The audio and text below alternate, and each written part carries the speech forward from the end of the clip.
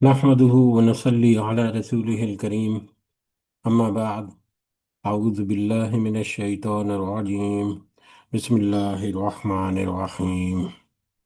رب اشرح لي صدري ويسر لي أمري واحلل عقدة من لساني يفقهوا قولي. رب يسر ولا تعسر وتمم بالخير. اللهم لا سهل إلا ما جعلته سهلا وأنت تجعل الحزن إذا شئت سهلا. اللهم انفعنا بما علمتنا وعلمنا ما ينفعنا وزدنا علما. آمین یا رب العالمین۔ آج ہم انشاءاللہ اللہ کے خاص فضل و کرم سے، اس کی خاص رحمت و توفیق سے سورۃ المائدہ کی آیت نمبر 38 سے آنورڈ اپنا سبق دیکھیں گے اور کچھ آیات کو سمجھنے کی کوشش کریں گے۔ سب سے پہلے ہم اسی کی حمد اور اسی کا شکر اور اسی کی تعریف کرتے ہیں جس نے ہمیں یہ وقت اور یہ مہلت عطا فرمائی، جس نے ہمیں یہ وسائل، یہ سہولیات، یہ ضروریات، یہ ٹیکنالوجی، یہ رزق اور بے شمار انعام و اکرام اور فضل و کرم ہمارے اوپر کیا، اور خاص کر جس نے ہمارے دلوں میں یہ ڈالا کہ ہم اس بابرکت کلام کو سمجھنے کی کوشش کریں۔ اللہ تعالیٰ سے دعا ہے کہ اس کوشش میں ہمیں استقامت نصیب فرمائے، اس کی صحیح سمجھ اللہ تعالیٰ ہمیں عطا فرمائے، اس کے ذریعے سے اللہ تعالیٰ ہمیں اپنی اور اپنے ساتھیوں کی اصلاح کرنے کی توفیق عطا فرمائے، اور دنیا کے ساتھ ساتھ اللہ ہمیں آخرت کی کامیابی اور بھلائی اور اپنا خاص فضل و کرم ہمارے شامل حال رکھے۔ آمین یا رب العالمین۔ آگے بڑھنے سے پہلے ہم اپنا کل کا سبق، اس کا ترجمہ دہراتے ہیں، جو کہ آیت نمبر 35 سے لے کر آیت نمبر 37 تک، جس میں اللہ تعالیٰ نے فرمایا: مسلمانوں، اللہ سے ڈرتے رہو اور اس کا قرب تلاش کرو اور اس کی راہ میں جہاد کرو تاکہ تم فلاح پا سکو، تاکہ تمہارا بھلا ہو۔ یقین مانو کہ کافروں کے لیے اگر وہ سب کچھ ہو یا ساری زمین میں ہے، اسی کے مثل اور بھی ہو، یعنی زمین کے سارے خزانوں سے دگنا بھی ہو، اور وہ اس سب کو قیامت کے دن عذاب کے بدلے فدیے میں دینا چاہیں، تو بھی ممکن نہیں کہ ان کا فدیہ قبول کر لیا جائے۔ ان کے لیے تو دردناک عذاب ہی ہے۔ یہ چاہیں گے کہ دوزخ میں سے نکل جائیں، لیکن یہ ہرگز اس میں سے نہ نکل سکیں گے۔ ان کے لیے تو دوامی یا ہمیشہ ہمیشہ کا عذاب ہے۔ یہ ہمارا کل کا سبق اپنی حساسیت کے اعتبار سے اور اپنے مفہوم کے اعتبار سے ایک اہم سبق کل کا، جس میں وسیلہ کا تذکرہ، کہ جس کا معنی قرب، کوئی بھی ایسا عمل، کوئی بھی ایسی کوشش، محنت جو اللہ کا قرب حاصل کرنے کے لیے، اللہ کی رضامندی حاصل کرنے کے لیے ہو، وہ اس کا نام وسیلہ ہے۔ لیکن اس کنسپٹ کو یا اس ٹرم کو کچھ مختلف انداز میں گھڑ کر پیش کر کے، کچھ ضعیف باتوں یا گھڑی گڑائی باتوں کی بنیاد پر ایک غلط عقائد جو ہیں وہ گھڑے گئے ہیں۔ اللہ تعالیٰ سے دعا ہے کہ اللہ تعالیٰ ہمیں ایسے کسی بھی بدگمانیوں سے، ایسی کسی بھی گمراہیوں سے محفوظ رکھے۔ آج کا ہمارا سبق آگے آیت نمبر 38 سے آنورڈ، اس میں بھی ہمارے لیے ایک تو الگ سے موضوع ملے گا، اور پھر مختصر انداز میں ہم دیکھیں گے کہ دو موضوعات ہیں۔ پہلا موضوع جو ہے وہ اس سے پہلے محاربہ کا ہم نے تذکرہ کیا، کہ جو قتل و غارت گری، فساد، دنگا فساد اور قتل و غارت گری اور رازنی اور ڈکیتی، اور راستوں میں قافلوں کو لوٹنا، یا اس طرح کے جو جو معاملات ہیں ان میں جو ملوث ہیں، ان کی سزا جو ہے وہ مقرر کی گئی اللہ تعالیٰ کی طرف سے، کہ ان کی نوعیت، ان کے جرم کی نوعیت کے اعتبار سے یا تو انہیں اسی طرح سے قتل کر دیا جائے، یا انہیں سولی پر لٹکا دیا جائے، یا ان کے ہاتھ اور پاؤں الٹی جانب سے، یعنی اپوزٹ مخالف سمت سے کاٹ دیے جائیں، یا ان کو پھر ملک بدر یا شہر بدر جو ہے وہ کر دیا جائے۔ تو یہ سزا تھی ان چور اچکوں کی، ان دنگا فساد کرنے والوں کی جو راہزنی وغیرہ یا اس طرح کے معاملات میں ملوث پائے جائیں۔ ہاں، البتہ جو پکڑے جانے سے پہلے یا اپنی سزا کے ڈر آنے سے پہلے خود ہی वो तौबा कर लें और माफ़ी मांग लें और तौबा की शराइत पूरी कर लें, तो उनके लिए दुनिया में वो सज़ाएँ जो मुख्तस हैं उनको मतलब इम्प्लीमेंट नहीं किया जाएगा, लेकिन उनके जो गुनाह या उनका जो जुर्म है उसका सज़ा जो है वो ज़रूर होगी उनको तौबा तौबा करने की, या तो तौबा की कबूलियत की निस्बत से। और फिर अल्लाह ताला आखिरत के दिन उनके लिए यकीनन रहम मेहरबानी करेगा, क्योंकि उन्होंने दुनिया में वो सज़ा जो है वो अपने ज़िम्मे कबूल कर ली, ले ली। अब इसी तरह आगे जब हम बढ़े तो आज के सबक में आयत नंबर 38 में हमें एक और मुआशरती जो बुराई है उसके बारे में तज़किरा मिलता है, जो कि चोरी से मुतल्लिका है। और उसके बाद फिर दो तीन आयत के बाद फिर बनी इसराइल का या यहूदियों का दोबारा से तज़किरा कि किस तरह से वो नबी करीम सल्लल्लाहु अलैहि वसल्लम के शान में गुस्ताखी करते हुए बल्कि अपनी तौरात में तब्दीलियां करते हुए वो कोशिश उनकी यही होती कि किसी तरह से नबी करीम सल्लल्लाहु अलैहि वसल्लम जो है उनकी बात को झूठा करार दें, या किसी तरह से नबी करीम सल्लल्लाहु अलैहि वसल्लम जो है उनके उनके मुंह से या उनके तरफ से कोई ऐसी बात निकले जिसको पकड़ें और ववेला शुरू कर दें। अल्लाह ताला ने उसी की तरफ इशारा किया कि ये तो है ही इस तरह के नाहंजार किस्म के लोग, तो लिहाजा इनके इस ऐसे रवैयों से आप अपने दिल जो है उनको तंग ना कीजिए, छोटा ना कीजिए, या परेशानी मत कीजिए। ये तो इनके रवैये हैं जो पहले से चलते आ रहे हैं। तो बहरहाल उसके बाद फिर एक यहूदियों के बारे में, बनी इसराइल या अहले किताब के बारे में भी कुछ आयात हैं, तो देखते हैं कहाँ तक आज हम कवर कर सकते हैं इंशाल्लाह। तो शुरू करते हैं आज का सबक। औज़ु बिल्लाहि मिनश शैतानिर रजीम। वस्सारिको वस्सारिकातु, और चोर चाहे मर्द हो या औरत, यानी चोर मर्द और चोर औरत, फ़क्ताउ, जिसने चोरी की हो।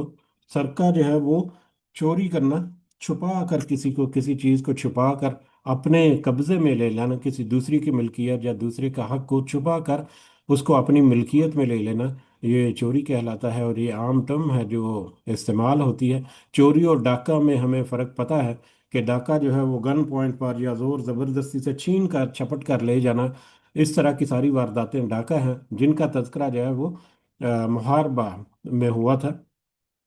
पिछली आयत में। और ये जो है ये चोरी है, छुप छुपा करके उसको पता ना चले। कल को उसको पता चले तो वो ढूंढता फिरे, और हो सकता है कि उसको पता भी ना चले कई दफ़ा क्या ज़्यादा माल हो या ज़्यादा कुछ ऐसे मामलात हों, तो पता भी नहीं चलता कि उसमें से थोड़ी सी चीज़ जो है वो कम हो गई, या मुख्तलिफ मुतफरक मामलात हो सकते हैं। तो जो सारिक है, चाहे वो मर्द है चाहे वो औरत है, फारिकू, सॉरी फ़क्ताऊ ऐदियहुमा, तो उसके दोनों हाथ काट दो, उसके दोनों हाथ, जज़ाअम बिमा बिमा कसबन, इस ये उसका बदला है जो उन्होंने किया, यानी उस चोरी के बदले में, उस चोरी की सज़ा की निस्बत से उन दोनों का, यानी चाहे वो मर्द हो या चाहे वो औरत हो, उन दोनों के हाथ जो हैं वो काट दिए जाएं। ये उनकी सज़ा है उनकी चोरी की करने की वजह से। नकालन, और इबरत है मिनल्लाह, अल्लाह ताला की तरफ से। वल्लाहु अजीज़ुन हकीम, और अल्लाह ताला गालिब हिकमत वाला है। अब यहाँ पर चोरी की सज़ा जो है वो तज़किरा हुई, उससे पहले मुहारबा, अल्लाह और उसके रसूल के साथ जो मुहारबा है उसका तज़किरा था। चोरी की सज़ा के संबंध में ये बिल्कुल वाज़ेह हुक्म है कि जो चोर, चाहे मर्द हो या औरत हो, दोनों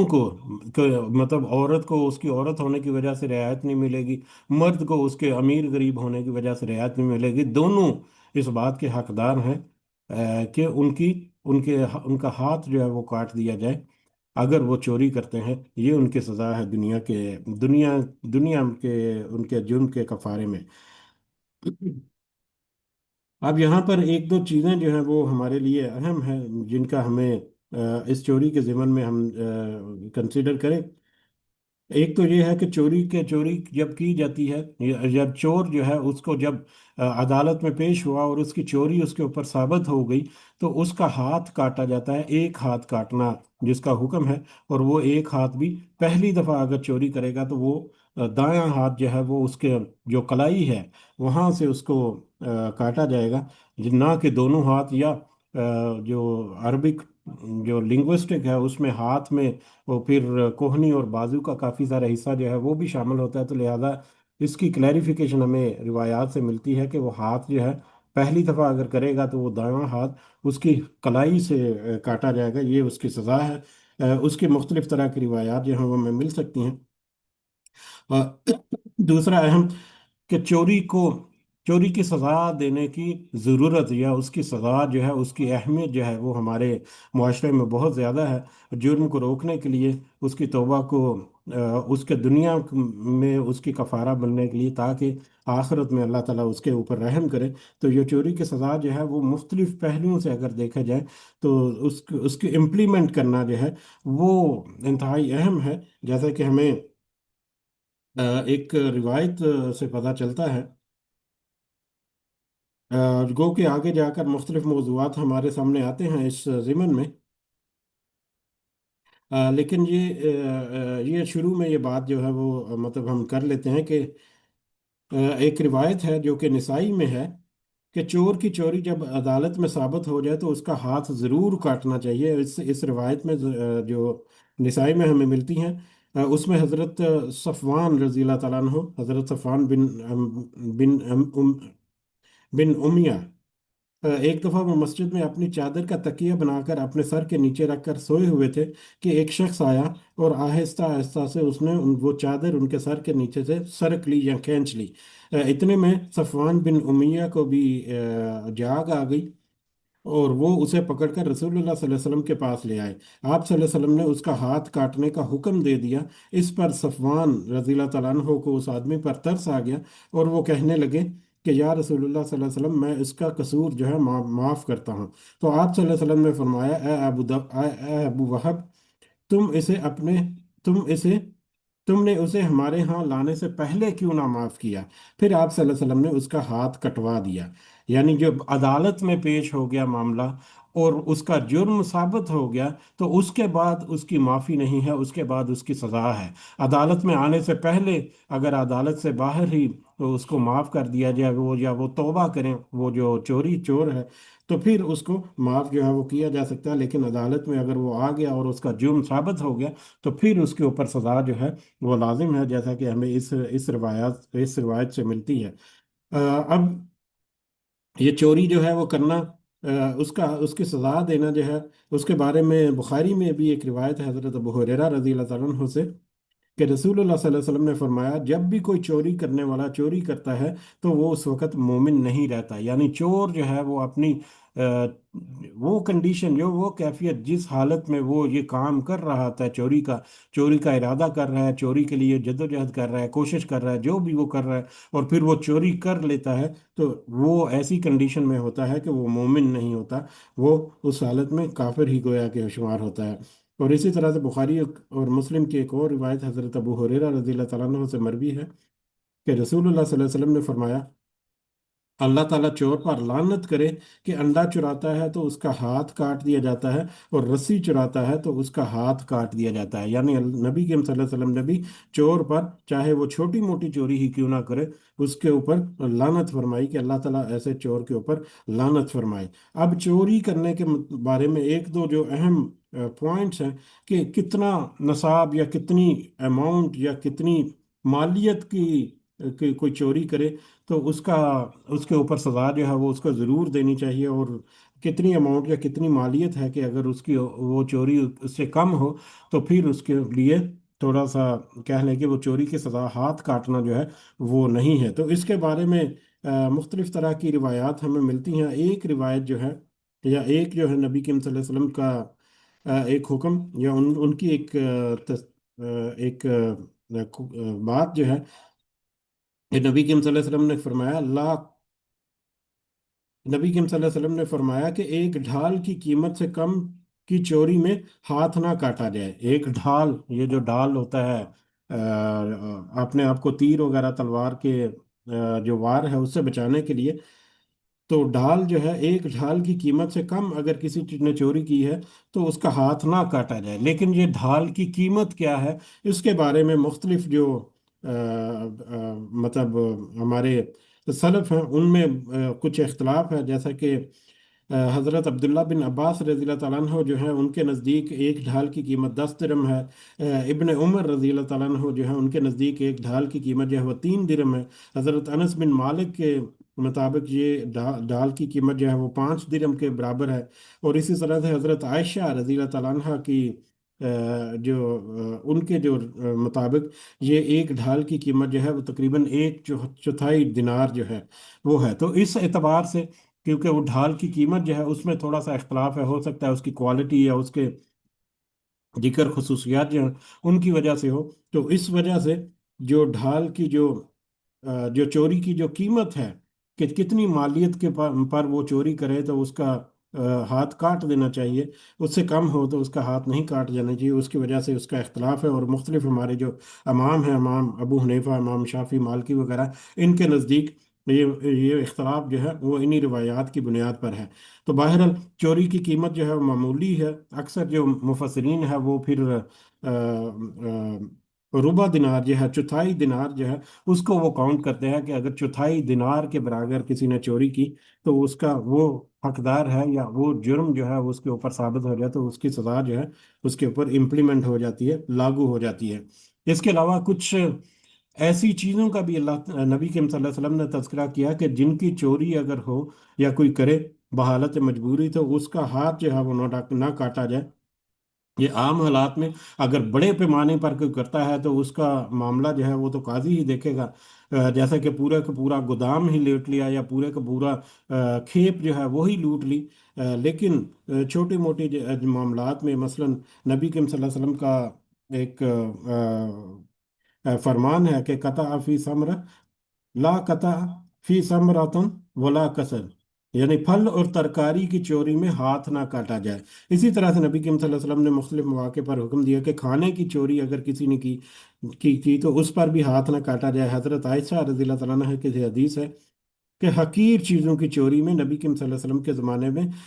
ہاتھ جو ہے وہ نہیں کاٹا جاتا تھا۔ اسی طرح سے حضرت علی اور حضرت عثمان کا ایک فیصلہ جو صحابہ کرام میں سے کسی نے اس کے ساتھ اختلاف نہیں کیا کہ پرندے کی چوری میں بھی ہاتھ کاٹنے کی سزا نہیں ہے۔ اسی طرح حضرت عمر اور حضرت علی رضی اللہ عنہما نے بیت المال سے چوری کرنے والے کا ہاتھ بھی نہیں کاٹا۔ اس معاملے میں بھی صحابہ کرام میں کسی میں اختلاف نہیں کیا۔ تو اس میں بھی یہ ہے کہ معمولی نوعیت کی جو عام مطلب ہے اس میں ہاتھ نہیں کاٹا جائے گا، لیکن پکڑ کر اس کو وارننگ دینا یا اس کا توبہ کرنا جو ہے وہ ساری کنڈیشن جو ہے امپلیمنٹ ہوں گی۔ البتہ وہ بڑے پیمانے پر پورا بیت المال ہی جو یا پوری پوری کھیپ ہی یا پورے کا پورے ٹرک ہی چوری کر لیتے ہیں اور پورے کا پورا گودام ہی جیسے چوری کر لیا، تو ان کا معاملہ جو ہے یقیناً مختلف نوعیت کا ہوگا، اور وہ قاضی وغیرہ جو ہیں وہ جرم کی نوعیت کے مطابق ضرور جو ہیں وہ اس طرح کے فیصلے کرتے ہیں، اور اس کی سزا جو ہے اگر وہ مستحق ہیں تو ضرور قاضی جو ہے وہ اس کا فیصلہ کرے گا وہ سزا کو کس طرح سے امپلیمنٹ کرنا ہے۔ اور چور کی سزا، چور کو چوری کی سزا دینا جو ہے وہ کس قدر ضروری ہے، یہ اس کی ایک بہت بہت مشہور روایت جو کہ بخاری اور مسلم میں ہمیں ملتی ہے۔ اور یہ روایت جو ہے گویا کہ جو اس شریعت ہے، ہماری شریعت جو ہے، اسلامی شریعت جو ہے، اس کی بہت ساری جو اعلیٰ ترین اس کی مثالیں ہیں، جو مضبوط ترین یا اس کو نمایاں ترین کرتی ہے ہمارے دیگر دنیا کے جتنے قوانین ہیں اور دیگر جتنے مذاہب کے اس طرح کے قوانین ہیں ان کے اوپر، وہ حضرت عائشہ رضی اللہ تعالیٰ عنہ سے مروی ہے، بخاری اور مسلم کی یہ روایت، کہ ایک مخزومی عورت کے معاملے میں جس نے چوری کی تھی، قریش کو بہت فکر لاحق ہوئی۔ یہ مختلف الفاظ میں ہمیں ملتے ہیں، یا اردو ترجمہ کرتے ہوئے الفاظ میں تھوڑا سا فرق آتا ہے۔ بہرحال ایک مخزومی عورت کے معاملے میں جس نے چوری کی تھی، قریش کو بہت فکر لاحق ہوئی کیونکہ وہ اعلیٰ نسب کی ایک خاتون تھی۔ انہوں نے کہا کہ اس معاملے میں کون رسول اللہ صلی اللہ علیہ وسلم سے جا کے کوئی سفارش یا گفتگو کر سکتا ہے، اور آپ سے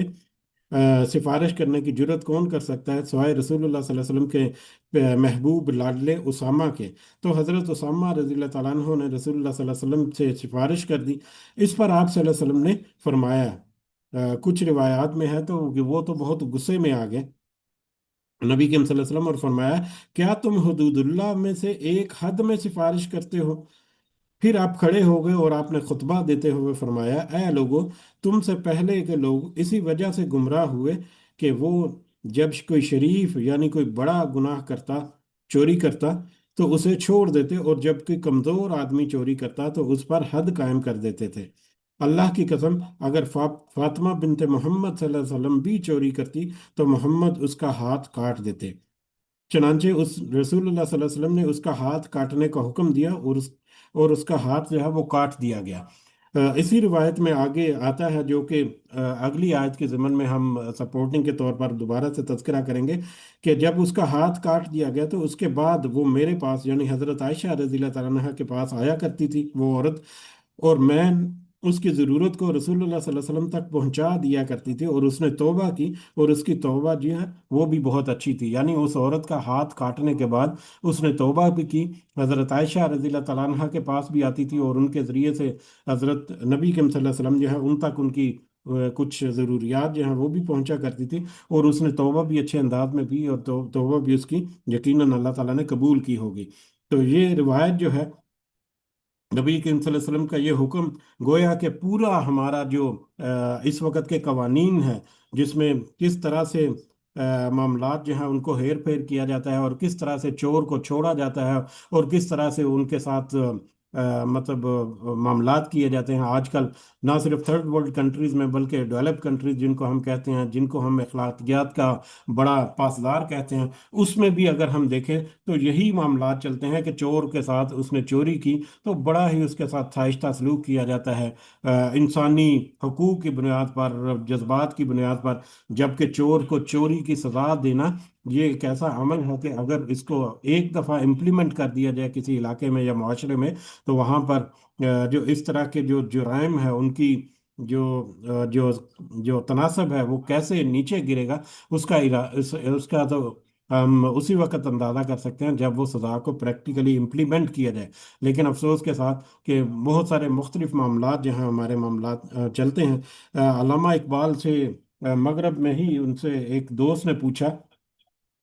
कि ये चोर की सज़ा जो है ये तो बड़ी गैर महज़बाना सज़ा है, इस्लाम में ये चोर की सज़ा जो है ये तो बड़ी गैर महज़ब किस्म की सज़ा है। ये हमारे जो डॉक्टर अल्लामा इकबाल है रहमतुल्लाह अलैह उनसे पूछा गया, तो उन्होंने जवाब दिया कि आपका क्या ख्याल है कि चोर जो चोरी करता है वो बड़ा महज़ब है, ये बड़ा एक महज़ब तहजीब वाला काम है कि कोई चोरी करता है कि उसकी सज़ा जो है वो देना गैर महज़ब है। तो इस तरह से अल्लामा इकबाल ने भी उसको काउंटर किया, उसको उसके उसके मामले को। लेकिन बहरहाल आज के ज़माने में अगर हम देखें तो किस किस तरह से उन सज़ाओं को गैर इंसानी सलूक कहकर उनके उनके मुतरादिफ या उनके बदले में दूसरी सज़ाएं जो हैं वो नाफज की जाती हैं, और बल्कि दूसरी सज़ाएं जो हैं वो भी दी नहीं जाती प्रैक्टिकली, उनको भी बिल्कुल मुख्तलिफ अंदाज से ट्रीट किया जाता है। और फिर जो जिसकी लाठी उसकी भैंस वाला हिसाब है कि जिसके पास तो पावर है, पैसा है, दौलत है या ताकत है, वो अपने आप को हर तरह के मामलात से बचा लेता है, और जिसके पास कुछ ऐसे वसाइल नहीं है, जो कमज़ोर है, उसको फिर धर लिया जाता है, बल्कि अक्सर जो है वो बेगुनाह धर लिया जाता है, और किसी दूसरे की चोरी का इल्ज़ाम किसी दूसरे पर लगा देना। गर्ज ये कि आज के मामले या आजकल के हालात में कितना तज़किरा करें कम है कि किस तरह से जो गटमट चली आ रही है, और जो जो कुफार हैं या अहले किताब यहूदी और ईसाई हैं उनको तो आप छूट दीजिए, मुसलमान जो हैं उनको भी अपने इस मामलात पर शर्म आनी चाहिए कि नबी करीम सल्लल्लाहु अलैहि वसल्लम जो हैं जिन्होंने इस कदर बड़ी बात कर दी कि अगर मेरी बेटी जो है वो भी चोरी करती तो मैं उसका भी हाथ काट देता, तो आम जो है उनका क्यों नहीं होगा। तो आज बड़ी ज़रूरत है कि इस तरह के अहकामात जो हैं उनके ऊपर पूरी तरह से अमल दरामद किया जाए, और फिर इंसाफ का बोलबाला किया जाए, ताकि हमारे मुआशरे में हमारे जो हमारे जो ममालिक हैं या हमारे जो इलाके हैं या हमारी जो कौम है, उम्मत है, उनमें इस तरह की बुराइयां जो हैं वो कम हो सकें। इसमें बहुत सारी तौज़ीहात भी दी जाती हैं कि गवर्नमेंट जो है उन्होंने हालात इतने तंग कर दिए कि चोर जो है वो मजबूर हो जाता है कि चोरी करने का, जब पेट जो है वो भूख उसकी सताती है तो वो इस तरह के जुर्म करते हैं। बहुत सारी ऐसी बातें की जाती हैं, ये जज्बाती तौर पर बहुत दफ़ा मतलब अच्छी भी लगती हैं, लेकिन बहरहाल उसके मुख्तलिफ पहलुओं पर गौर करते हुए ये हुकूमत वक्त जो है उनकी भी बहुत बड़ी जिम्मेदारियां हैं कि वो किस तरह से इन मैटर्स को कंट्रोल करती हैं, और किस तरह से लोगों को उनके हकूक देती हैं और इंसाफ का बोलबाला करती हैं। तो बहरहाल चोर की चोरी, चोर चोर की सजा जो है اس کو امپلیمنٹ کرنا جو ہے وہ ہمارے لیے ایک بڑی اہمیت رکھتا ہے، جو کہ افسوس کے ساتھ ہمارے معاشرے میں اب اس کی امپلیمنٹیشن ناپید ہو چکی۔ فمن تابا، اور پھر جس نے توبہ کر لی، یا جو توبہ کرے، من بعد ظلم ہی، اس اپنے اوپر ظلم کرنے کے بعد، اپنے ظلم کرنے کے بعد یعنی چوری کے بعد اگر کوئی توبہ کر لے تو وَأَصْلَحَ، اور اصلاح کر لے اپنی، فَإِنَّ اللَّهَ يَتُوبُ عَلَيْهِ، تو یقیناً، تو بے شک اللہ تعالیٰ اس پر رجوع کرتا ہے، یقیناً اللہ تعالیٰ اس پر رجوع کرتا ہے، یعنی اللہ تعالیٰ اس کی توبہ کو قبول کرتا ہے۔ ان اللہ غفور الرحیم، بے شک اللہ تعالیٰ بخشنے والا اور مہربان ہے۔ بالکل اسی طرح جیسے محاربہ کے آیت میں ہم نے دیکھا تھا کہ اگر کوئی چوری کر سوری اس سزا سے بچنا، اگر اس جرم کے بعد اس نے توبہ کر لی اس کے پکڑے جانے کے سے پہلے، تو پھر اس کے اوپر وہ سزا امپلیمنٹ نہیں ہوگی۔ اسی طرح سے یہاں پر بھی ہے کہ اگر تو وہ چوری کرتا پکڑا گیا، یا چوری کے بعد پکڑا گیا اور جرم ثابت ہو گیا، اس کے بعد توبہ اس کی نہیں ہے۔ ہاں، اگر اس کے پکڑے جانے سے پہلے وہ خود توبہ کر لے، اپنے آپ کو سرنڈر کر لے، اور وہ چوری کا مسروقہ جو مال ہے اس کو واپس لوٹا دے، یا جو بھی اس کے اوپر سزا اگر بنتی ہے کوئی، تو وہ سزا اپنے اوپر وہ اگر وہ قبول کر لے توبہ کی شرائط کو پوری کرنے کے ضمن میں، تو ایسی صورت میں اس کا ہاتھ کاٹنے والی سزا جو ہے وہ اس کے اوپر امپلیمنٹ نہیں ہوگی۔ اس کے بارے میں ہم نے ایک تو وہ حضرت عائشہ رضی اللہ تعالیٰ عنہ والی روایت میں بھی دیکھا کہ وہ اس نے چوری کی، جب جو اس عورت نے اس کا ہاتھ جو ہے بالآخر کاٹ دیا گیا، اور اس نے توبہ بھی کی، اور اس کی توبہ جو ہے وہ یقیناً قبول بھی ہوئی۔ اسی طرح سے ایک اور روایت بھی ہمیں مستدرک حاکم میں ملتی ہے حضرت ابو ہریرہ رضی اللہ تعالیٰ عنہ سے، کہ رسول اللہ صلی اللہ علیہ وسلم نے ایک چور کے متعلق فرمایا کہ اس کو لے جاؤ اور اس کا ہاتھ کاٹ دو، پھر اس کو داغ دو، پھر میرے پاس لے آؤ۔ الغرض اس کا ہاتھ کاٹ دیا گیا، پھر اسے رسول اللہ صلی اللہ علیہ وسلم کی خدمت میں پیش کیا گیا، تو آپ صلی اللہ علیہ وسلم نے اس سے فرمایا اللہ سے توبہ کرو۔ اس نے کہا میں اللہ سے توبہ کرتا ہوں، تو رسول اللہ صلی اللہ علیہ وسلم نے فرمایا اللہ تیری توبہ قبول فرمائے، یعنی نبی کریم صلی اللہ علیہ وسلم نے اس کے حق میں دعا کی ہے کہ اللہ تعالیٰ تیری توبہ قبول فرمائے۔ تو اس سے بھی ہمیں اندازہ ہوتا ہے کہ چوری کرنے کے بعد، اس کی سزا لینے کے بعد اگر توبہ کرے گا تو وہ توبہ ہوگا جب وہ پریکٹیکلی اس کے اوپر سزا ثابت ہو جائے عدالت میں آ کر۔ لیکن اگر وہ عدالت میں آنے سے پہلے، اگر وہ پکڑے جانے سے پہلے توبہ کر لے اور اپنے معاملات کو درست کر لے، اور توبہ جو ہے اس کے مطابق، اگر تو اس نے مال لوٹا ہے تو وہ یا چوری کی ہے تو وہ چوری کا مال واپس کر دے، یا اس سے جا کر معافی مانگے۔ صرف چوری کا مال واپس کرنا کافی نہیں ہوتا، اس کو ذہنی ایسی اذیت ہوتی ہے، یا بہت سارے ایسے معاملات ہوتے ہیں جا کر اس کو پریکٹیکلی معافی کی درخواست کرنا، اس سے معافی لینا، اور اس کی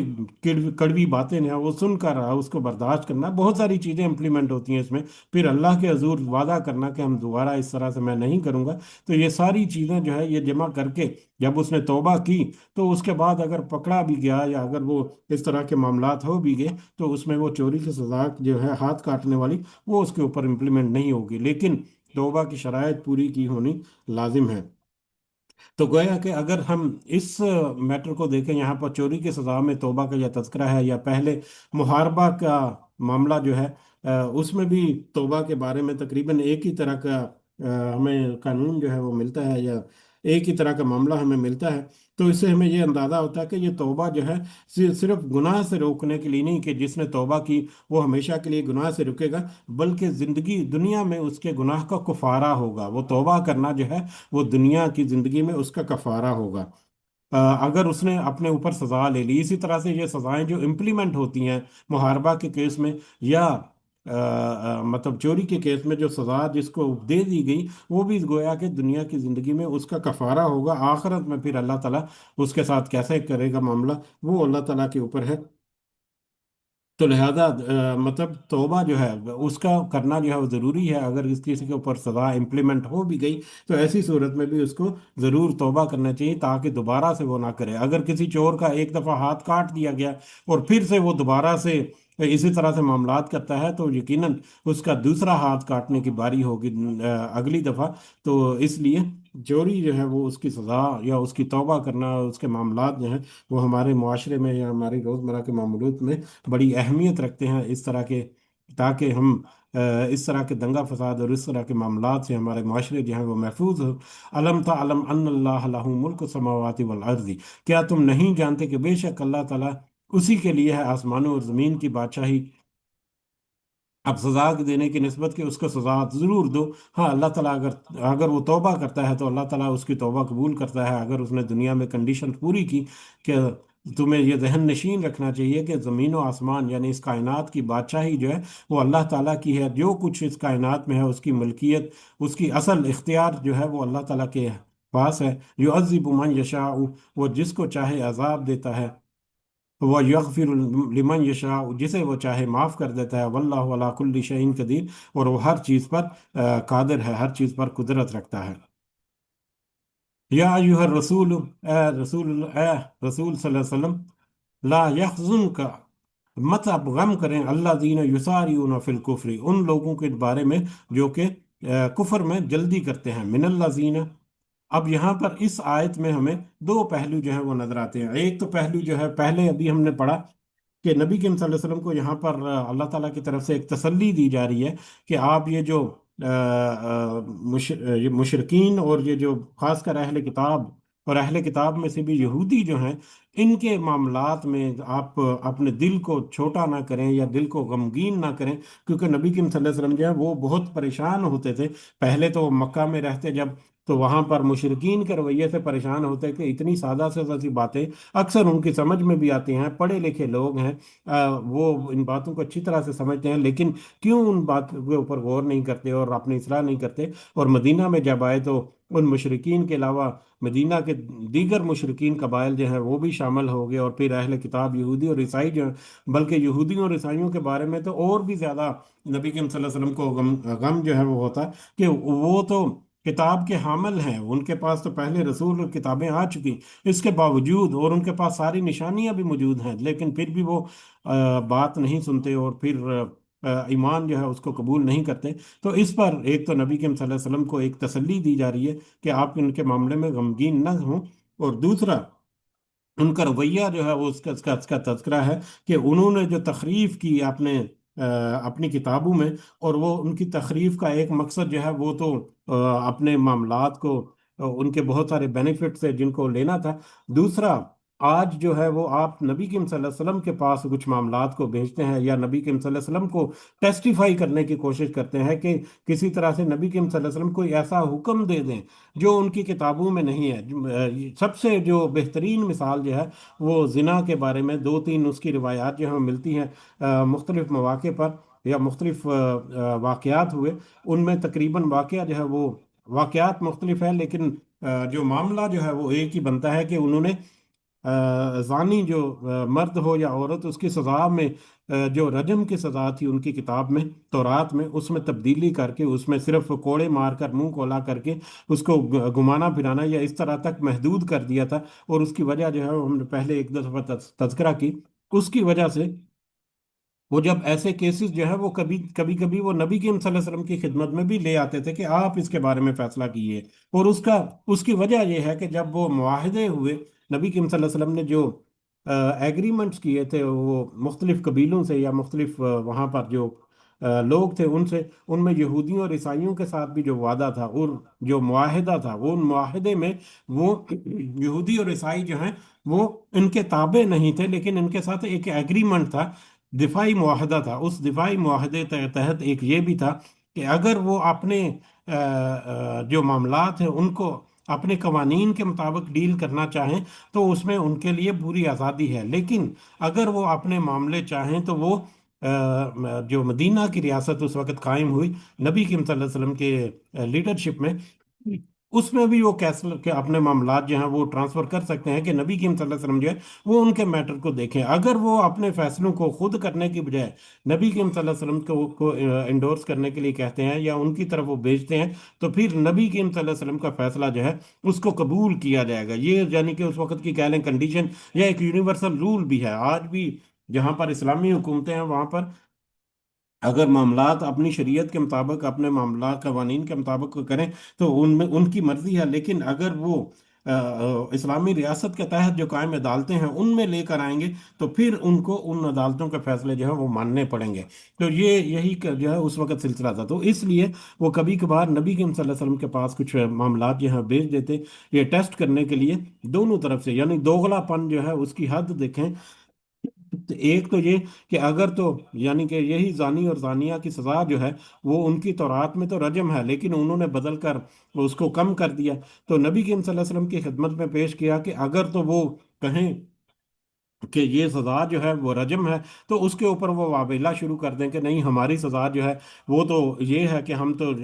उसका उसको कोड़े वगैरह मारते हैं, पर इतना ही है, आप क्यों इस तरह से सजा दे रहे हैं। या अगर वो कोड़े मारने की सजा दें और इस तरह से जिस तरह से उन्होंने बदल दिया, तो फिर वो दूसरी तरह से वावेला करना शुरू कर दें कि लो जी, तो रात में तो सजा जो है वो इस तरह से रजम की है, और आप जो है वो इस तरह से कह रहे हैं, इसका मतलब है कि आपकी नबूवत में कोई शक किया जा सकता है, नौजुबिल्ला। तो इस तरह से वो दोगलापन जो है वो करते थे। और फिर वो दूसरे लोगों को भी इस तरह से, जो उनके उलमा या उनके जो लीडर थे या उनके जो रईस वगैरह थे, वो दूसरे लोगों को ऐसे मामलात लेकर नबी करीम सल्लल्लाहु अलैहि वसल्लम की खिदमत में भेजते, सुन गुन करने के लिए भी, और उनके बारे में मतलब क्या कहते हैं वो, उग सुग लेने के लिए भी, जासूसी करने के लिए भी। और फिर उनसे वो कहते हैं कुछ मामलात में कि अगर तो वो नबी करीम सल्लल्लाहु अलैहि वसल्लम या किसी मामले में इस तरह का हुक्म दे तो उनको कबूल कर लेना, और अगर वो उससे उल्ट या उससे मुख्तलिफ हुक्म दे तो उसके आप इनकार कर देना, उससे आप बरी हो जाना। तो इस तरह के मुख्तलिफ रवैये जो हैं वो सारे के सारे रवैये जो गोया के कंबाइन कर दिए गए इस आयत नंबर 41 में। और आयत नंबर 41 से लेकर आगे 44 जो है, उनके उनसे मुतल्लिक एक रिवायत जो है वो भी हमें मिलती है। तो आगे बढ़ने से पहले मेरा ख्याल है वो रिवायत हम देख लेते हैं, उसके बाद फिर इस आयत का तर्जमा जो है वो हम करेंगे और आसानी से इसको समझ भी पाएंगे। इसकी जो इन आयत के ज़िमन में 41, 42, 43 और 47 तक जो आयत चलती हैं, उनमें मुख्तलिफ जगहों पर मुख्तलिफ मामलात जो आते हैं, उनमें फिर इन आयत का शान नज़ूल के बारे में ये रिवायत जो है वो हमें मिलती है, जो कि सही मुस्लिम में है। हज़रत बरा बिन आज़ब रज़ी अल्लाह तआला अन्हो बयान करते हैं कि रसूलुल्लाह सल्लल्लाहु अलैहि वसल्लम के सामने एक यहूदी को ले जाया गया जिसका मुंह काला कर दिया गया था और उसे कोड़े मारे गए थे। ये एक रिवायत हम देख रहे हैं। इस तरह की दो तीन और वाकयात जो हैं वो भी हमें मिलते हैं। बहरहाल एक यहूदी को ले जाया गया जिसका मुंह काला कर दिया गया था और उसे कोड़े मारे गए थे। रसूलुल्लाह सल्लल्लाहु अलैहि वसल्लम ने उसे बुलाया और उनसे दरियाफ्त किया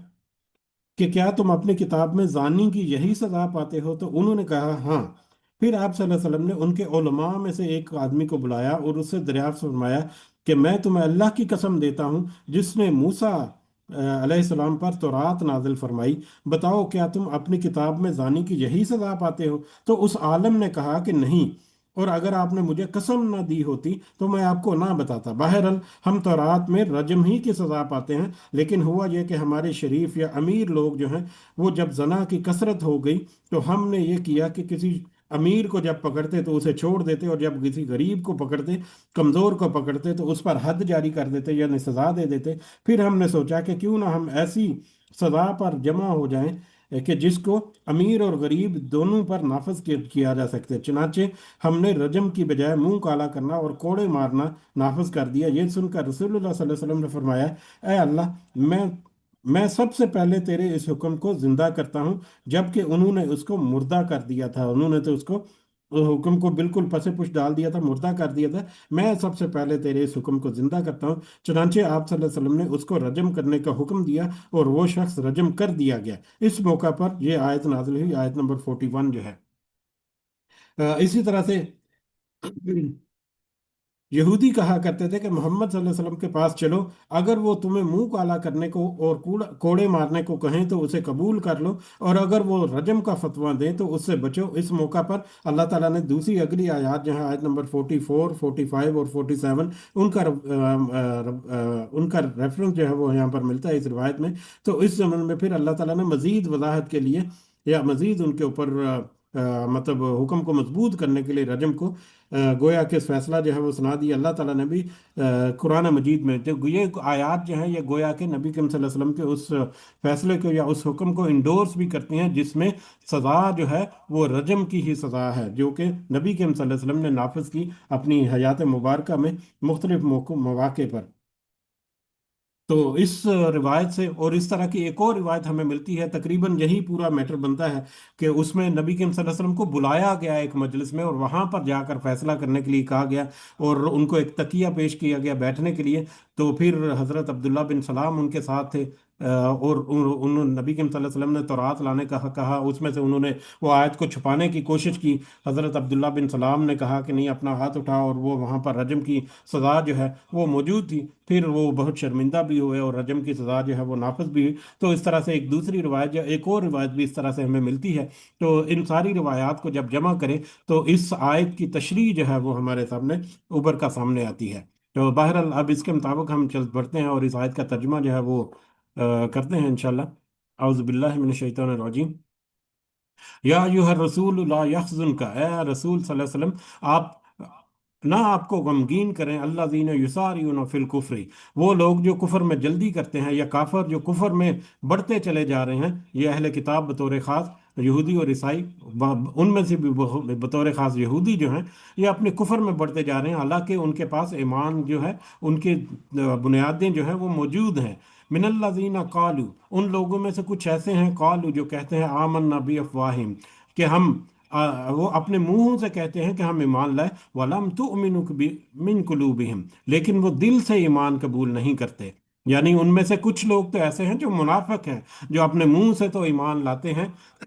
कहते तो हैं कि हम ईमान लाए, लेकिन प्रैक्टिकली अपने दिलों से वो ईमान नहीं ले रहे। यानी कि एक, उनमें से एक किस्म के लोग जो हैं वो मुनाफिक हैं, और दूसरे की किस्म के लोग वो मिनल्लज़ीन हादू, वो सब हैं जो यहूदी हुए, जो जिन्होंने तो इनकार ही किया, इकरार किया ही नहीं, ज़ाहरी भी इकरार, यानी दिल और जुबान दोनों से वो यहूदी हैं। सम्माऊन लिल काज़िबी, वो जो मुनाफिक हैं वो सब सम्माऊन लिल काज़िबी, वो सब काम लगाने वाले हैं झूठ का। ये मुनाफिक लोग जो हैं, अब यहाँ पर दो तरह के कैटेगरी के लोग हैं। एक मुनाफिक हैं जिन्होंने ज़ाहरी तौर पर तो ईमान लिया, लेकिन दिल से ईमान कबूल नहीं करते। उनके जो पेशरो हैं, या उनके जो इमाम हैं, या उनके जो असल जो पीर हैं, वो तो वही यहूदी हैं। तो अब ये मुनाफिकीन का तज़किरा है। ये मुनाफिकीन जो है वो अपने अपने सरदारों के बहकावों में आकर वो सब सम्माऊन लिल काज़िब, झूठ बातों पर कान लगाने वाले हैं। यानी वो अपने पैरों, अपने मुरीद, अपने पीरों की, या अपने पेशरवाओं जो हैं उनकी वो झूठी बातें जो हैं, वो घड़ी घड़ाई बातें जो उन्होंने अपनी तरफ से बड़ी घड़ी हुई हैं, उनके ऊपर वो खून खूब कान लगाकर तवज्जो से वो सुनते हैं, उनका झूठ गड़ा हुआ जो है। सम्माऊन लिकौमिन आखिरीन, और वो सब, और यही मुनाफिक जो हैं वो दूसरी कौम, सम्माऊन लिल कौमिन आखिरीन, दूसरी कौम यानी मुसलमानों के ऊपर वो कान लगाते हैं, उनकी जासूसी करते हैं। लम या अतू का, जो नहीं आपके पास ले, जो नहीं वो सब आए आपके पास, उनके बिहाफ पर जो आपके पास नहीं आते, यानी वो सरदार उनके जो है, उन सरदारों के बिहाफ पर, या उन सरदारों के कहने पर वो मुसलमानों की मजलिसों में जाते हैं, नबी करीम सल्लल्लाहु अलैहि वसल्लम की मजलिस में जाते हैं, और वहाँ पर कान लगाकर जासूसी करते हैं, वहाँ पर कान लगाकर बातें उचकते हैं। वो गलत फहमियाँ पैदा करने के लिए भी, वो अपने सरदारों को आकर बताने के लिए भी, मुख्तलिफ उनके मतलब मुख्तलिफ मकासद के लिए वो इस तरह से वो अमल करते थे। ये मुनाफिकों का रवैया जो है वो है, युहर्रिफून अल कलिमा मिन बआज़िही मिन बादि मवाज़िही, वो सब बदल देते हैं कलिमात को उसके असल मौका से, जो कि मुतय्यन होने के बाद, उनके मुतय्यन यानी वो तौरात की असल बातें जो हैं, या असल जो कलिमात हैं, उनको वो तब्दील कर देते हैं। जैसा कि उस रवायत में हमने देखा कि उनके उलमा जो है वो इस तरह के करते रहे। यकूलूना, वो सब कहते हैं, इन ऊती तुम हाजा फखुजू हो, अगर तुम्हें दिया जाए ये हुक्म तो ले लेना उसे। व इन लम तु ताऊ फहजरू, और अगर ना दिए जाओ तुम ये हुक्म तो फिर उससे बचो। यानी वही रजम का जैसे मामला, कि अगर तो तुम्हें वो कोड़े मारने का कहें तो फिर तो तुम उसे मान लेना, अगर वो कहें कि नहीं उसको रजम किया जाए तो उसको तुम ना मानना, उससे तुम इनकार कर देना। तो ये उन जो लीडर या उनके जो सरदार हैं उनकी तरफ से ये, यानी कि उनके जहनों में बिठाया जाता था, ये पहले से जहन साजी करके भेजा जाता था कि ऐसा मामलात हो तो तुम कबूल कर लेना, और अगर ऐसा मामलात ना हो तो तुम उसे उसका इनकार कर देना। वमन युरिदिल्लाहु फितनतहु, और जिसको इरादा कर ले अल्लाह की उसकी आजमाइश का, फलन तम लिखा लहू मिनल्लाहि शैया, तो हरगिज नहीं आप मालिक उसके कि अल्लाह ताला की तरफ से कुछ भी यानी अगर अल्लाह ताला कोई इनकी आजमाइश करने का कोई फैसला कर ले, तो फिर तो आपकी तरफ से कोई इख्तियार नहीं, या आपके पास कोई इख्तियार नहीं कि आप उनके बारे में कुछ कर सकें। अब यहाँ पर इस तरफ इशारा है कि ये जो यहूदी हैं, इन्होंने इस तरह ऊधम मचा रखा है उस वक़्त के माशरे में। लेकिन जब अल्लाह ताला ने उनके ऊपर सज़ा का फैसला कर लिया, तो फिर आप उनके लिए कोई रास्ता नहीं कर सकेंगे। फिर अल्लाह ताला की उस हिकमत और तदबीर के तहत सारे मामलात जो हैं वो उसी तरह से होंगे। जैसा कि हमें पता है कि यहूदी कबाइल जो हैं, जिनके साथ ज़्यादातर तीन बड़े यहूदी कबाइल थे, बनु कैनका, बनु कुरैज़ा और बनु नज़ीर जो है, जिनको मुख्तलिफ मौाक़े पर मतलब पहले तो एक कबीले को, फिर दूसरे कबीले को मदीना से बरतरफ कर दिया गया, या उनको मदीना से बाहर निकाल दिया गया। और तीसरा कबीला जो है, बनु कुरैज़ा जो है, उन्होंने भी जब मुखालफत की और वादा खिलाफियाँ की, तो उनके खिलाफ तो क्रैक डाउन किया गया, और उनके मर्दों को कत्ल करके उनकी औरतों और उनके माल जो है और उनके बच्चों को मतलब मुसलमानों में तकसीम कर दिया गया था। तो इस तरह से अल्लाह ताला ने गोया कि उनको सजा दी उन यहूदियों को, कि तुम्हें तो मौका मिला था कि तुम इस्लामी रियासत में रहो, उनके उनके तहत तुम अपने ईमान को मजबूत करो, अपनी इस्लाह करो, लेकिन तुम तो अपनी रविश पर रहे। तो जब अल्लाह ताला ने इरादा किया, बड़ी उन्होंने बहुत सारी तकलीफें या बहुत सारे मसाइल पैदा किए मुसलमानों के लिए, लेकिन अल्लाह ताला का एक तयशुदा कानून या एक वक्त था, उस वक्त के मुताबिक ये सारा कुछ चलता रहा। तो उसकी तरफ ये इशारा है कि जिसको अल्लाह ताला ने इरादा कर लिया आजमाइश का, तो आप उसकी तरफ कोई गुंजाइश पैदा करने के बारे में किसी भी तरह के कोई मालिक नहीं हो सकते, या इख्तियार नहीं हो सकता आपके पास। उलाइका उलाइकल्लाज़ीन लम युरिदिल्लाहु, ये वो लोग हैं कि जिन्हें अल्लाह चाहता है अन युताहिरा कुलूबिहुम, कि वो पाक करे उनके दिलों को, जिन्हें अल्लाह ताला नहीं चाहता कि वो पाक करे उनके दिलों को। यानी उन्होंने अपने दिलों को इस कदर सख्त कर लिया पत्थर की तरह से, और इस कदर गुमराही के रास्ते पर दूर निकल गए, तो जितना मर्जी वो चाहें, वो अब जब तक अल्लाह ना चाहे वो वापस नहीं पलट सकते। गोया उनके दिल जो है वो इस कदर पत्थर के हो चुके कि वो पाक ही नहीं हो सकते, वो वापस हिदायत की तरफ आ ही नहीं सकते, उनकी अपनी करतूतों की वजह से। लहुम फिद दुनिया हिज्जुम व लहुम फिल आखिरति अज़ाबुन अज़ीम, और ऐसे लोगों के लिए तो दुनिया में भी रसवाई है, और आखिरत में भी उनके लिए अजीम या दर्दनाक या बड़ा अजाब जो है वो उनका इंतज़ार कर रहा है। दुनिया में भी उनकी रसवाई हमने देखा, किस तरह से यहूदियों को रसवा किया गया उस वक़्त भी और बाद में भी, और फिर आखिरत में तो उनका अजाब जो है और भी बड़ा और दर्दनाक है। सम्माऊन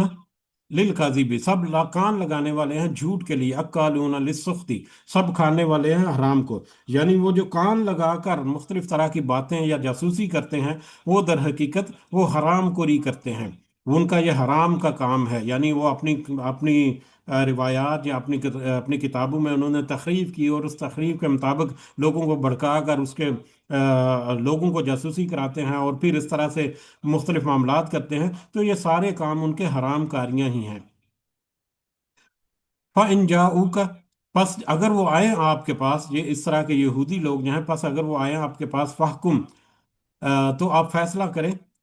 बैन हम उनके दौरान, और आरिज अनहुम, या आप एराज करें उनसे। यानी ये लोग अगर आपके पास कोई मामला लेकर आए, कोई आपकी अदालत में कोई इस तरह सा केस जो है वो बनाकर लेकर आए, तो ये आपके ऊपर है, आपका इख्तियार है। चाहे तो आप उनके दरमियान फैसला करें, चाहे तो आप उनसे उनका इनकार कर दें कि ठीक है, जाओ अपने मामलात खुद ही निबेड़ो और खुद ही अपने मुताबिक उसका फैसला करो। लेकिन व इन, और अगर तो उरिज अनहुम, अगर आप एराज करें उनसे, फलन यजुर्रू का शैअन, तो हरगिज वो नहीं बिगाड़ सकेंगे आपका कुछ भी। यानी आपका इख्तियार है कि आप उस फैसला करें उनके दरमियान या ना करें। अगर आप उनके दरमियान फैसला करने से इनकार करते हैं, तो ये आप तसल्ली रखें कि ये आपका कुछ नहीं बिगाड़ सकेंगे। यानी कभी होता है कि ये लोग जहाँ आए, अगर उनकी बात ना सुनी, तो हो सकता है कोई मुखालफ बातें करने लगे या नुकसान पहुंचाए। तो ऐसा कोई डर रखने की ज़रूरत नहीं है, ये आपके खिलाफ कुछ भी ऐसा नहीं कर सकते। आपके ऊपर है कि अगर आप उनका फैसला करना चाहें तो आपकी मर्जी है। वह इन हकम था, लेकिन ये जहन में रखिए कि अगर आप उनका फैसला करें, फ़हकुम बैनहुम बिल क़िस्त, तो आप फैसला करें उनके दरमियान इंसाफ के साथ। अपनी नोयत के एतबार से ये बहुत बड़ा हुक्म है। गो कि हम वक्त की कमी की वजह से बहुत ही इख्तिसार के साथ आगे बढ़े हैं, लेकिन ये मामूली सी बात नहीं कि अल्लाह ताला ने नबी करीम सल्लल्लाहु अलैहि वसल्लम को हुक्म दिया کہ اگر آپ ان کے درمیان فیصلہ کرنے کا بارے میں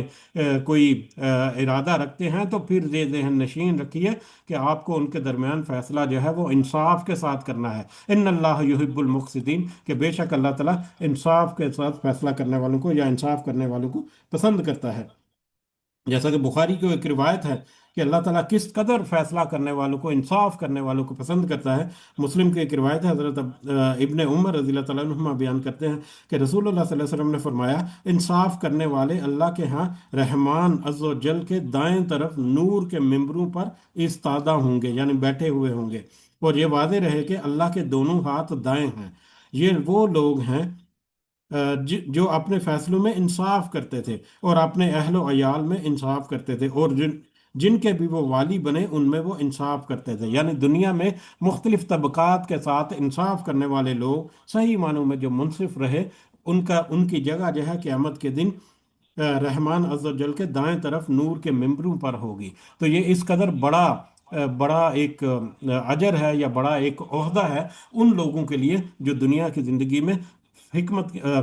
انصاف کے ساتھ فیصلے کرتے ہیں۔ تو دوسرا پوائنٹ جیسا کہ ابھی تذکرہ کیا کہ یہ چھوٹا میٹر نہیں ہے کہ اب جب انصاف کرنا کسی بھی میٹر میں آ جائے کسی کے پاس تو اس کو کس قدر ضروری ہے کہ اس کا فیصلہ جو ہے وہ انصاف کے ساتھ کیا جائے۔ جو انصاف کے ساتھ فیصلہ نہیں کرے گا، جو نا انصافی کرے گا، اس کی بھی بہت ساری سزائیں جو ہیں یا بہت سارے کٹھن حالات کا تذکرہ ہمیں روایات میں ملتا ہے۔ وَكَيْفَ يُحَكِّمُونَكَ، اور کیوں کر وہ فیصلہ کرائیں گے آپ سے، وَعِندَهُمُ التَّوْرَاتُ، جبکہ حالانکہ ان کے پاس تورات ہے، ان کے پاس تو تورات موجود ہے، تو وہ کیوں آپ سے فیصلہ کراتے ہیں فیہا، اس بارے میں، حکم اللہ، کہ اللہ کا حکم موجود ہے، ثم یتولون، یعنی ان کے تورات میں حکم موجود ہے ان معاملات کا، اس کے باوجود وہ کیوں آپ سے فیصلہ کراتے ہیں؟ ثم یتولون من بعد ذلک، پھر وہ منہ پھیر لیتے ہیں اس کے بعد، یعنی آپ کا فیصلہ ہونے کے بعد پھر وہ اسے سوری، اللہ کا حکم موجود ہونے کے باوجود تو رات میں وہ اس سے منہ پھیر لیتے ہیں، اس کے باوجود وہ آپ سے آ کر فیصلہ کراتے ہیں۔ تو اس کی وجوہات جو ہیں وہ ابھی ہم نے تذکرہ کی، تو آپ سے فیصلہ کرانے کا ان کا مقصد تو ایک یہی تھا کہ ان کی نبوت جو ہے اس کو ٹیسٹیفائی کیا جا سکے۔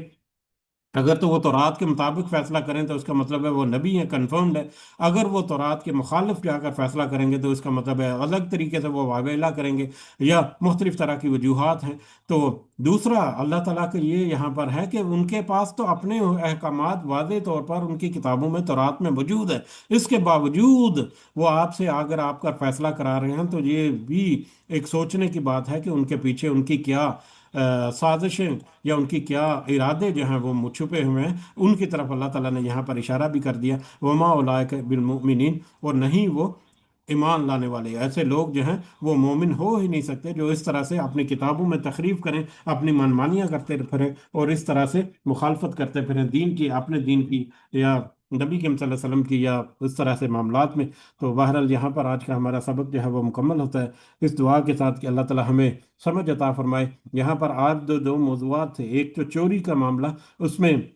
بھی ہمیں دعا کرنی چاہیے کہ ہمارا معاشرہ جو ہے وہ ایسے باتوں سے محفوظ رہے، اور چوری کے معاملات میں جس طرح سے کٹھن حالات چلتے جا رہے ہیں، کس طرح سے ناانصافیاں اور کس طرح سے عدالتوں میں نظام چلتے ہیں اور کیسا کیسا ہو رہا ہے، اللہ تعالیٰ سے دعا ہے کہ اللہ تعالیٰ ہمارے ان حالات کو، ہمارے ان معاملات کو درست کرے۔ اور پھر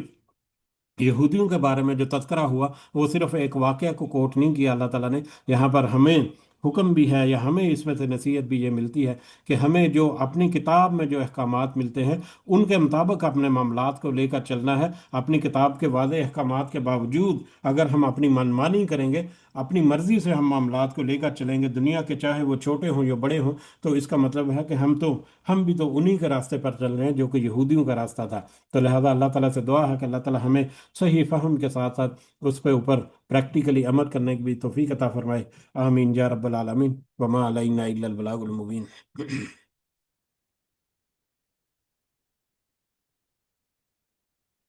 جی، اس کے ساتھ ہی اجازت بھی چاہتے ہیں، سب کو دعاؤں میں ضرور یاد رکھیں، اللہ تعالیٰ سب کا حامی و ناصر ہو۔ ہمارے معاملات میں اللہ تعالیٰ اپنی خاص مدد، خاص آسانیاں، خاص رہنمائیاں، خاص نصیحت اور ہدایت ہمارے ساتھ ملحال رکھے۔ آمین یا رب العالمین۔ رب ارحمهما كما ربياني صغيرا. رب ارحمهما كما ربياني صغيرا. رب ارحمهما كما ربياني صغيرا. ربنا آتنا في الدنيا حسنة وفي الآخرة حسنة وقنا عذاب النار. ربنا ظلمنا أنفسنا وإن لم تغفر لنا وترحمنا لنكونن من الخاسرين. ربنا تقبل منا إنك أنت السميع العليم وتب علينا إنك أنت التواب الرحيم. سبحان ربك رب العزة عما يصفون وسلام على المرسلين والحمد لله رب العالمين. سبحانك اللهم وبحمدك نشهد أن لا إله إلا أنت نستغفرك ونتوب إليك. آمین یا رب العالمین. کل انشاءاللہ جمعرات ہے، تو جمعرات کو ہم اپنا جو رمضان کا سلسلہ ہے اس سلسلے کی تیسری مجلس ہوگی ہماری. تو انشاءاللہ اللہ کی توفیق سے تو اس میں ضرور شمولیت اختیار کریں اور اپنے ساتھیوں سے بھی کہیں کہ اس میں شامل ہوں. اللہ تعالی ہمیں توفیق دے. آمین. جزاکم اللہ خیرا کثیرہ. السلام علیکم ورحمۃ اللہ وبرکاتہ.